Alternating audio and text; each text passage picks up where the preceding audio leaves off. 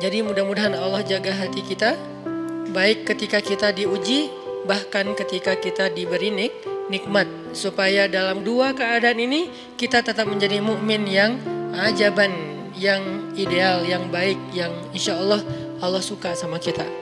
Kalau diuji sabara fakana khairallah, kalau diberi nikmat syakara fakana khairallah.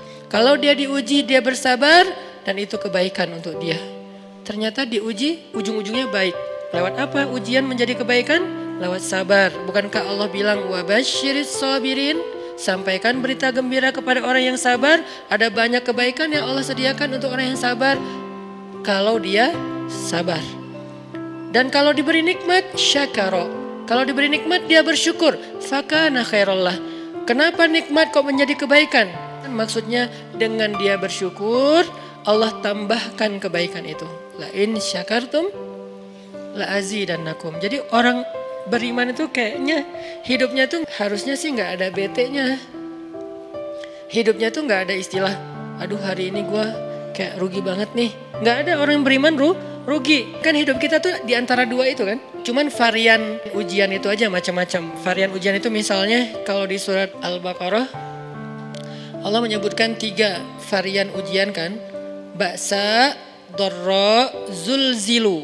Ujian fisik, ujian harta. Harta ini termasuk karir, kerjaan, usaha, bisnis. Dan ujian zulzilu, ujian perasaan termasuk diputusin. Atau orang yang dekat sama kita jadian sama yang lain. Atau mungkin di unfollow oleh ya gitu deh.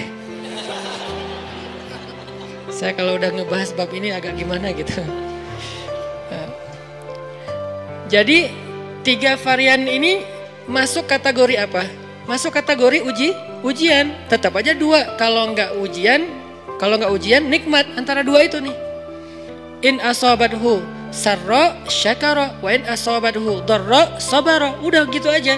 Dan nanti bahkan sampai ayatnya gini. Alladzina yunfiquna fis sarra'i wad dharra. Orang yang tetap beramal soleh lewat hartanya dalam keadaan dia berkelebihan atau dalam keadaan dia kekurangan. Itu mukmin, keren banget gitu. Dia tuh nggak pernah kehilangan kesempatan berbuat baik. Baik beramal soleh ketika dia dalam keadaan dikasih nikmat maupun beramal soleh ketika dia dikasih ujian, tetap aja beramal soleh. Contoh yang ayat tadi. Yunfikuna fis sarra, berinfak dalam keadaan sarra, dalam keadaan bahagia, senang, lagi dapat untung gitu kan. Ataupun yunfikuna fit dharra, tetap berinfak walaupun dia dalam keadaan dharra, dalam keadaan susah. Dalam keadaan dor itu kan bahaya. Nih kalau saya infak nih bahaya nih buat saya nih. Kalau saya kasih nih saya kayak nggak ada tabungan buat mahar nih. Kalau saya kasih ke dia, terus saya gimana?